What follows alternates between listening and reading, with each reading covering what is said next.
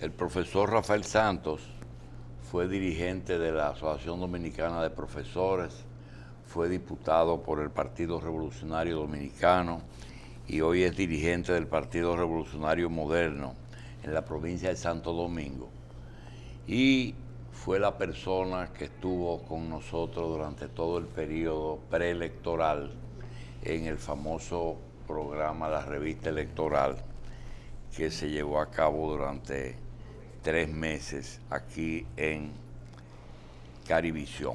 Le damos la bienvenida al profesor Santos y justamente vamos a darle seguimiento a algunos temas que tratamos en la campaña, Rafael, y que yo creo que nosotros podemos aprovechar la ejecución de un presupuesto que se llevó a cabo en el primer año, que fue el 4%, y que previmos que iba a haber un momento en que habían aulas que se terminarían y que ese presupuesto se iba a usar en otras cosas. Pensábamos que se iba a usar en capacitación de maestros, pero parece que se va a usar en aumento salarial. Si le pregunta al político, va a decir, oh no, hay que subirle el sueldo a todo el mundo. Pero con la conciencia de lo que hay que hacer en educación, ¿en qué tú crees que deberíamos usar ese dinero que ya podría para el año que viene estar disponible en el del 4%? Mira, José Israel, ¿cómo te sientes? Bien, bien. Un gusto verte, un gusto verte. Gracias, igual. Listo, Carlos. Mira, el problema es más complejo. El primer acuerdo estratégico que se hizo en la República Dominicana, cuando se pensaba que el tercer milenio iba a implicar un cambio favorable para nuestro país y para nuestra gente, fue el Plan Decenal de la Educación en 1990. Yo salía de la ADP y entraba a ser ministro de Educación un hombre de mucha conciencia, un maestro, Nicolás Almanzar, José Nicolás Almanzar García, de mi pueblo, Salcedo. José Nicolás tenía un propósito fue un maestro, es un maestro, que pasó por todos los niveles de educación, desde maestro de escuela hasta ministro, siendo inspector de educación, intendente, como se llamaba en tiempo de Trujillo, director de adultos. Y entonces, cuando él llega, había una gran crisis de la educación. El financiamiento de la educación había bajado a menos del 6% del presupuesto nacional, no del Producto Bruto Interno, que son dos cosas diferentes, del presupuesto nacional. Sí. Y realmente parece que el presidente Balaguer estaba convencido de que no tenía sentido invertir en educación porque ese era un dinero perdido. En una conversación que sostuvimos José Nicolás Almanzar y yo, después de 3 meses de huelga en 1989, huelga que no condujo a nada, la verdad no condujo a nada, hablamos y él contrató a una persona de Costa Rica. El que era ministro de Educación en Costa Rica le prestó a ese funcionario, a Lorenzo Guatamón. ¿Tú lo recuerdas, José? Sí, seguro. Bien. Este señor vino con una idea y me preguntó a mí, ¿qué tú crees que hay que hacer? ¿Por qué tú crees que han fracasado? ¿Por qué no se logra un entendimiento? Y yo le dije que estamos mirándonos de espalda todos. Los funcionarios de educación son como el loro del pirata, que lo que están chismeando. El ministro va con una visión partidista y no mira lo que hay que hacer. Y se duró 3 horas escuchándome. Y de ahí surgió una propuesta de él, no de nosotros. Hay mucha gente que se atribuye el Plan Decenal de la Educación y dice que ellos fueron. Realmente no fue ninguna de esa gente que lo creó. Fue una idea de Lorenzo Guatamón. Pero él cometió un error, Lorenzo. Muchos errores. No, uno. Ajá. ¿Va a ver cuál tú crees? Era extranjero. Ah, bueno, sí. Sí. Yo creo que cometió... Como el señor Hostos. Óyeme, cometió otro error. Sí. Aparte del de Hostos.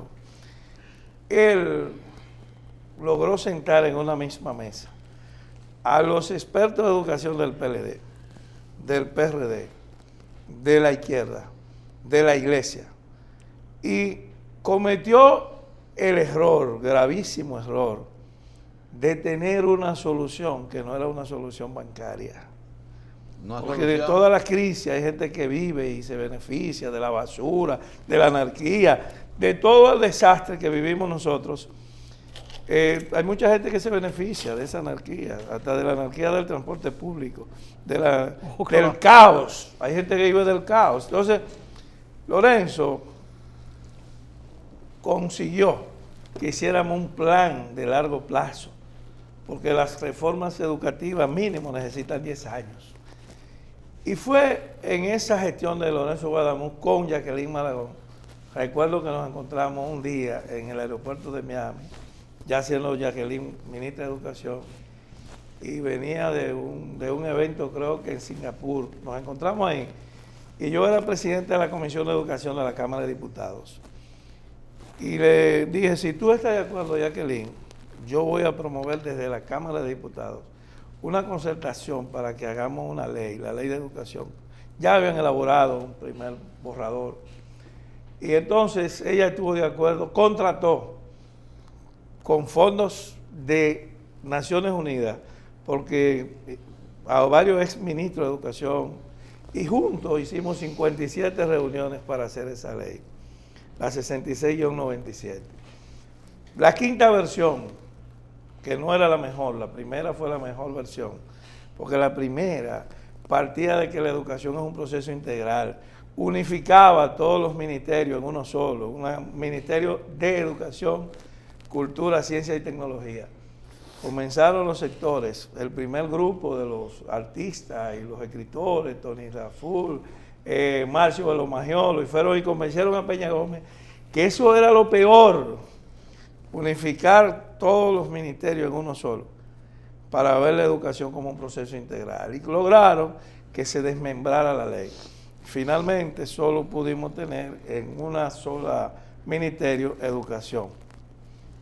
Después surgió un ministerio de cultura, otro de educación superior, ciencia y tecnología, pero el primer proyecto, que se llama el Libro Azul, unificaba la educación. Y ahí es que surge un quinto capítulo de esa ley que establece el financiamiento de la educación, no el 4% nada más.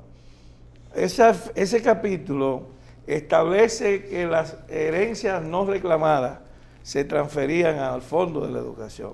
Establece que no se cobrarían aranceles a los bienes de la educación importados, tecnología, libros, revistas. Establece ese capítulo el 5% de las exenciones impositivas a las empresas para el Fondo de la Educación. Y establece también ese primer libro que no se pudo aprobar, que el ministro de Educación no administraba el presupuesto, sino que se establecía en el Consejo de Educación otra figura para ser quien administrara el presupuesto, más la descentralización y del presupuesto. O sea, es una parte mucho que yo los invito a que ustedes lo vean, porque a pesar de que no se consiguió que se aprobara la primera versión, sí se aprobó en la ley vigente el capítulo completo del financiamiento de la educación. Conseguimos el 4%. ¿Qué ha pasado? ¿Qué ha pasado? Yo recuerdo que comenzando el presidente Medina, su gestión, la primera, en el 2013, yo tuve que ir allá a verlo con una comisión de abogados, del Colegio de Abogados, y hablamos de ese tema. Y él me dijo, Rafael, me tuteó porque fuimos diputados juntos 5 años. Me dijo, Rafael, para poder conseguir la tanda extendida, que fue lo que yo le comenté, hace falta 25.000 aulas. Vamos a construir 10.000 en el 2013, 10.000 en el 2014, 5.000 en el 15, entonces después vendrán las reformas y el mejoramiento de la calidad. Bueno, ¿qué ha pasado? ¿Cómo es posible que gastándose 23.000 millones de pesos al año en alimentación escolar, bienestar estudiantil, los niños dominicanos que van a las escuelas no quieran comer la comida que se les manda? Porque eso se convirtió en un negocio y no en una solución de apoyo a la jornada educativa, como debió ser. ¿A quién se le ocurre cocinar la comida en Bonao para llevarla a Santiago? Pero ¿a quién se le ocurre que las comidas no se cocinen en las escuelas? porque eso es parte de un proceso de integración, del proceso de enseñanza-aprendizaje. ¿No es así, José? O sea, cuando nosotros éramos muchachos, que hace muchísimo tiempo, que daban lo que era la PL 480, que mandaba trigo, harina a las escuelas, se cocinaba en las escuelas, e incluso el excedente se mandaba al sector, al campo, al barrio, a los habitantes cercanos a las escuelas. Entonces, la comida es un proceso social.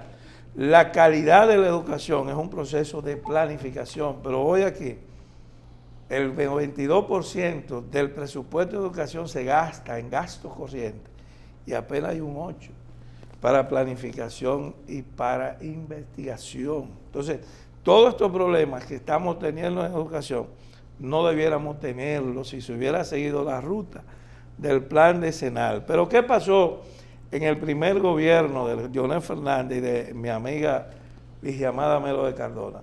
Que todo el personal que se formó en el periodo del plan decenal fue cancelado para poner ahí a compañeros del PLD. ¿Qué pasó cuando llegamos nosotros al gobierno en el año 2000? Que cancelamos a todos los otros más los otros para ponerlo de nosotros. Y entonces, educación no ha tenido continuidad. Por eso, yo creo que nosotros hoy tenemos que admitir, después de 60 y pico de años del ajusticiamiento de Trujillo, que la escuela dominicana ha fracasado. Cada vez que tú miras el perfil antropológico de los delincuentes, son muchachos de menos de 20 años que debieran estar en la escuela, que debieran tener una esperanza a través de la educación. La escuela fracasó con esos muchachos, no pudo retenerlos, no pudo. ¿Por qué? Porque nosotros no hemos aprendido que la escuela es un proceso integral, que la escuela es el centro de la comunidad, que en la escuela hay que enseñar moral y cívica, que en la escuela hay que enseñar patriotismo, que en la escuela hay que enseñar buenas costumbres, y también historia, y también matemáticas, y también lengua, pero todo eso, no solo eso. Entonces terminamos teniendo unos muchachos que tienen más admiración por un pelú que anda con el pantalón cayéndose que por un intelectual, como el tuyo o como la mía, que son muchachos que tal vez fueron sometidos a la misma presión de la sociedad. ¿Es rescatable? Sí, es rescatable, pero las cosas que hay que hacer aquí para rescatar todo no pueden pasar por la demagogia. Ningún gobierno que piense más en el marketing y en lo mediático que en lo solucionable va a poder resolver los problemas, porque con alguien hay que chocar. O sea, es rescatable la escuela, es rescatable la basura, es rescatable la calle, es rescatable. Todo el negocio ahora. Yo te voy a confesar algo que le dije un día a Luis Abinader, y mira todo lo que nos ha pasado a nosotros. Íbamos para una caravana el año pasado, salíamos de aquí, detrás de IKEA, que donde estaba el comando de nosotros, para Santo Domingo Este. Y había esa anarquía sobre los elevados y todo el transporte. Entonces yo le dije algo que después realmente sentí que no debía decir, se lo digo. Y pensar, Luis, que tú estás llevando candidatos de ese sector anárquico y después te vas a tener que enfrentar a ellos. Porque esta anarquía no se resuelve con este sistema de transporte ni con esos gremialistas. No debí decirle eso, claro. Pero la verdad es que nosotros tenemos que poder enfrentarnos, lo que hacemos políticas públicas, lo que actuamos sin habernos beneficiado, más allá de lo que nos ganamos por ser profesionales, por trabajar mucho. Sí, pero yo pensaba que para esta fecha ya tú tuvieras algunos días aquí en la revista hablando de educación y de problemas. Lo que pasa es que ahora te parece que te nombraron árbitro en el PRM. No, yo te lo agradecí. Sí, pero yo te lo agradecí y tú me lo propusiste. De tu posición de ampaya en el PRM. No, yo no hago ese papel, yo no soy muchacho. ¿Cómo es? Soy viejo, yo no hago ese papel, yo no soy muchacho. Yo soy del PRM, pero yo tengo independencia para ver las cosas y para mirar. Yo le estoy proponiendo a mis compañeros gremialistas, se lo dije en privado y lo digo en público, de la ADP, que es un sindicato fundamental de la democracia dominicana, porque la ADP tiene en su seno a todas las corrientes, desde los más izquierdistas hasta los más conservadores partidos. nosotros tenemos que cambiar método. Pero yo no lo dije hoy, no, yo lo dije en el 98, en un libro que escribí. Estamos en el tiempo de la revolución científica. Esa revolución es hija de dos condiciones, del trabajo humano y del pensamiento científico, que se interrumpió en el feudalismo. Pero la verdad es que nosotros no podemos vivir atacando la globalización, hablando cosas que no son, disparates que no son, porque decía Paulo Freire que cultura es todo lo que el hombre hace para satisfacer sus necesidades. Entonces es cultura lo que tenemos. Y tenemos conocimiento. ¿Y cómo se le ocurre a alguien decir que hay que pagarle? Yo oí la pregunta que tú hiciste, José Israel, a mi hermano de mi pueblo, Onofre Rojas. La basura hoy es una materia prima. Y quienes la quieran deben pagar por ella. Pero puede que no nos cobren por ella. Está bien, dame la basura. Y yo voy a hacer electricidad, voy a hacer abono orgánico, voy a hacer paneles de construcción con lo que es aprovechable. Recógela. Pero lo menos que hay ahí es un negocio oculto. De que yo te pago a $32 la tonelada, yo soy alcalde, para que tú me devuelvas 20. O sea, vamos a decir que aquí hay muchas cosas que no se han dicho. Entonces, por eso yo, que estoy también incursionando en el municipalismo, porque yo quiero ver la sociedad de todo su contexto, no podía aceptar cuando tú me dijiste que viniera después de la campaña, porque yo estaba contaminado. Porque yo venía a hablar en un sentido político de una sociedad que cambie y en la tarde tenía que ir a una caravana. Ahora estoy en mejor condición. Una marcha. Para venir por lo menos una vez a la semana. Que ir a una marcha. Pero la marcha verde es un acto de conciencia. No te preocupes por eso, Julio. Aquí hay un problema mayor que ese, mucho mayor que ese. Yo veo al FMI hablando de que hay que aumentar la presión fiscal. ¿A quién le van a poder seguir poniendo impuestos para desperdiciarlo en organismos de asesoramiento que no funcionan? O sea, hay muchas cosas. Déjame ver si José coincide mucho con él. ¿Tú coincides mucho con Rafael? Sí, mucho, creo. Yo estoy sorprendido de la amplitud de criterio que tiene. ¿De Rafael? Sí, viniendo del PRM. No. Es que, déjame decirte, el PRM hoy es, tal vez. El PRM es hoy tal vez el partido donde se puede hacer un mejoramiento del sistema de partido político en República Dominicana. Si nosotros no lo entendemos y no hacemos un partido del siglo XXI, sino que seguimos siendo del siglo XIX, como todos los partidos que se formaron en los tiempos de la lucha de clases, y no hacemos un partido vinculado con la sociedad, será un intento fracasado. Sí. Pero no lo es todavía, no lo es. Rafael. Lamentablemente, nosotros estamos muy contaminados por nuestro pasado y por nuestros recuerdos. Decía Marx, Rafael, que el pasado pesa como una maldición sobre el cerebro de los mortales. ¿Usted recuerda cuando Juan Bosch se fue del PRD? Sí, claro. Nosotros éramos izquierdistas, tú y yo. Sí. Tú en el PCD y yo en la línea roja el 14 de junio. Perfecto. Y vimos a Bosch Pero tú recuerdas lo que él dijo del PRD. Sí, que ya ese partido había cumplido su misión. Eso mismo dijeron ustedes del PRD otra vez. No, lo que pasa no. El Pero PRD ¿a dónde fue a parar el PRD lo había cumplido. ¿A dónde fue a parar el PLD? En el primer inning de gobierno. No, pero la decisión de Bosch era una idea que yo, que no soy un antibol, ni un antibalaguer, ni un antinada, soy uno de los que tiene las obras completas de Bosch. No creo que haya un PLDista de los que están en la papa, porque él hizo ese partido, que lea a Juan Bosch como lo leo yo, con frecuencia. Pero yo creo que Juan Bosch tenía 30 años de adelanto a la sociedad a la que él llegó a hacer política. Y vio cosas que faltaba tiempo. Decía Margarita Yosserdán en Memoria de Adiano, que tener la razón demasiado a tiempo es una forma de no tenerla. Y Juan Bosch no la tenía en ese momento. Para mí, el que mejor veía la sociedad en ese momento, incluso el que escribía con más facilidad para que lo entendieran, se llamó Orlando Martínez, que sí entendía la sociedad de su tiempo y se articuló en ella. Bosch estaba mirando la pequeña burguesía, y yo digo que si él en vez de ver la pequeña burguesía hubiera visto la clase media. Juan Bosch le estaba quechando el juego a Balaguer. Bueno, no lo quise decir. Sí, pero menos una cosa. No lo quise decir así. Sí. No, pero, ese es el hecho. Pero ese es el hecho. Ese es el hecho de que él vio que todo ese tiempo en que Balaguer fuera presidente o posibilidad de serlo, no había espacio para una opción de oposición. Sí. Peña Gómez lo contradijo y le demostró que eso no era así. Sin embargo, lo que Peña llegó al 78 fueron hombres que usaban chaleco en un país caliente y muchas cosas, deseosos de ascenso social y no comprendieron su misión, Rafael, que era poder terminar ese periodo largo para salir de la era de Trujillo y abrir la puerta al cambio. Esa oportunidad se tuvo, pero se desperdiciaron y el pueblo volvió a Balaguer en el 86 por el fracaso de los jóvenes que lo sustituyeron.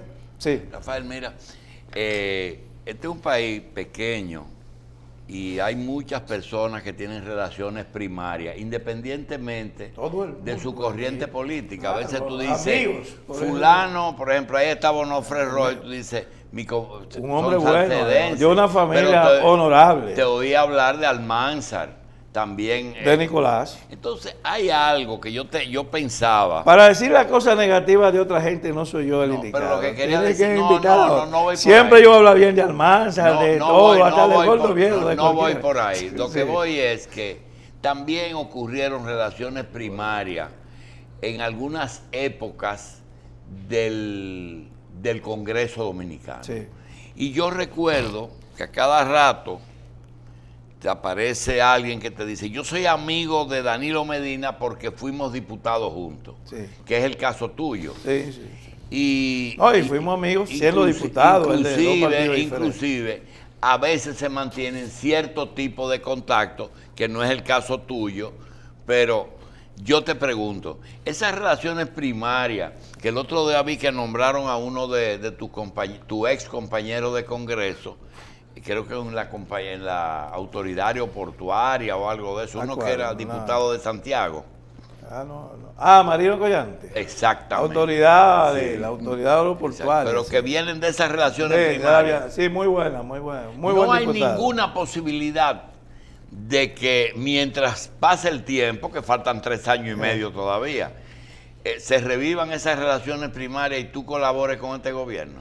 Mira, esta es una colaboración, la que yo estoy haciéndole aquí. Yo le estoy diciendo, lo que yo quiero decirle al presidente Medina, que él puede sobreponerse. Aquí hay un problema de autoridad, que no cuesta un centavo tener autoridad. Pero ¿a quién se le ocurre permitir que los vendedores de perro flaco, de botellita de agua, de tarjeta, se encaramen al elevado que está frente a Teleantillas y que llega hasta el kilómetro 9, ya están sobre los elevados?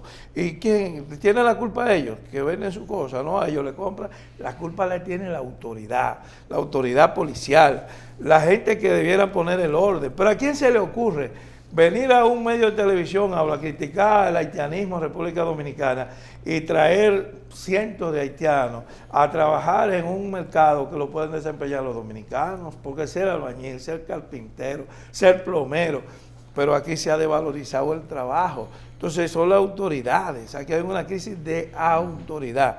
Y el presidente Medina no me necesita a mí en su gabinete, porque yo si voy allá se me va a pegar lo malo de lo que está pasando ahí. No, mejor que escuche lo que yo le estoy diciendo, que no le voy a cobrar nada por eso, porque no le voy a cobrar nada por eso.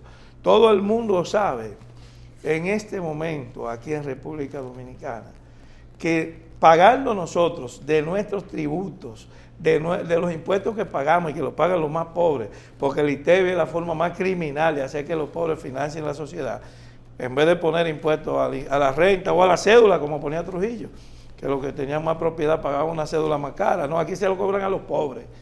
Entonces, ¿a quién se le ocurre darle ese desayuno escolar y ese almuerzo escolar a suplidores informales que no pueden cocinar bien esa comida solo para que se ganen unos pesos, cuando aquí la escuela debiera estar bien?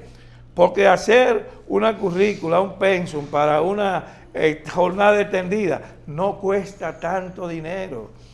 Pero yo recuerdo una vez que José Israel Cuello dijo en un seminario que hicimos en Puerto Plata que todo lo que aquí se está estudiando ya fue estudiado, y viene otro con otro nombre a vender un proyecto, y vienen los consultores internacionales con el mismo préstamo que nos hacen los organismos multilaterales, el Banco Mundial, el BID, el Fondo Monetario. Vienen detrás los consultores Cuando tú ves a un tipo con un saquito de eso, que parece de extranjero, y un maletincito, piensa que se va a llevar una parte de ese dinero que nos están prestando. Entonces, esas cosas yo no las puedo decir porque me van a cancelar el otro día.